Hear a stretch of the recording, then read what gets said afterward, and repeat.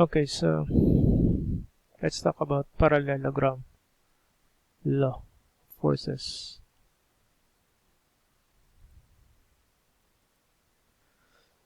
Okay, so what is a parallelogram law? So as we all know, okay, this one is a parallelogram. Okay? And, sabi dyan, an identity stating relation between sides and diagonals of parallelogram is as follows. Sum of the squares of the sides of parallelogram is equal to the sum of squares of diagonals of the parallelogram. So, ibig sabihin ito, yung AB squared, ito AB plus BC, ayan, BC squared plus CD squared plus AD squared is equals dun sa diagonal, AC squared BD squared. Okay? So, yun yung sinasabi sa parallelogram law. Okay, so parallelogram law of vector addition. So by modification, so this is using vector addition. So kakaiba tong vector addition na to, ano? So ibig sabihin yan ay ayan. So ginawa natin, mas sinimplify natin. So, A plus B is equals to QS. So, yan yung etong vector A plus vector B ay equal kay QS. Okay, so yun. Tapos,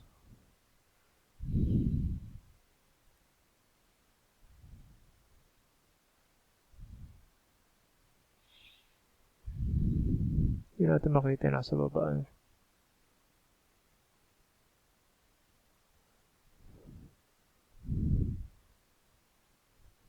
Paano ba itong i-hide?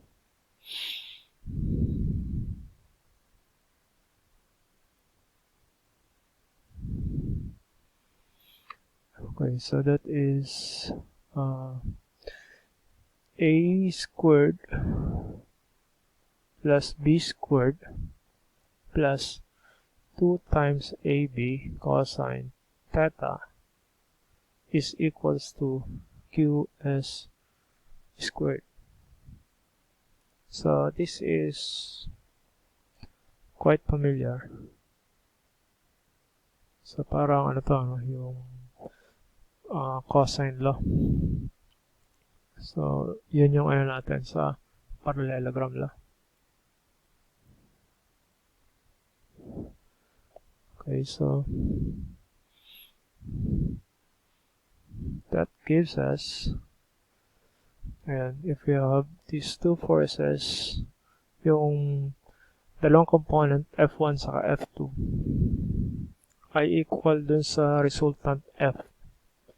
Okay, so applying that principle, so square ng F1 plus square ng F2 plus 2 times F1 times F2 cosine theta is equals to QS squared.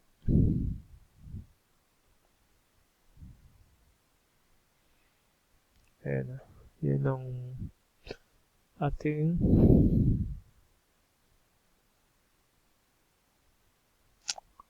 axiom law or axiom of mechanics, which is the parallelogram law. Okay, so these are some of the basic when it comes to vector. So in case 1 natin nakaturo sa kanan, theta is 0. So therefore cosine theta is equal to 1, sine theta is 0. So F is equal to F1 plus F2. So angle is 0. Case 2 naman, so in case 1 is parallel siya, Case 2 naman is concurrent naman. So, yung theta niya is 180 degrees. So, the cosine theta is -1. Okay. Yung sa block natin. Sine theta is 0.